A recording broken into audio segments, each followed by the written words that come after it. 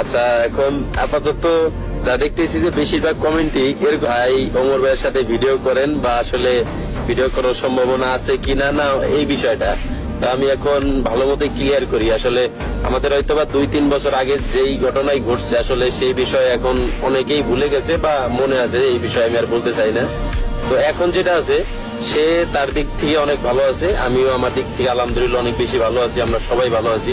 তো আমরা আর এখন চাই না বা এখন আর সম্ভব না আপনারা যেটা আশা করতেছেন যে একসাথে আসলে আবার ওইভাবে ভিডিও করা। তো যাক, এই বিষয়টা অনেকেই জানতে চান বা কমেন্ট করেন যে আসলে আবার আমরা এক হব কি হব না। আসলে এই বিষয়ে আমি কি বলবো, এটা আসলে মনে হয় না যে আসলে এটা সম্ভব, কারণ কেউই এখন চাই না, যে আমরা চাই না আর কি, আসলে যে কেউ জানি না আসলে এই বিষয়টা আমি কি বলবো, তাকে এই বিষয়ে কথা না বলাই ভালো।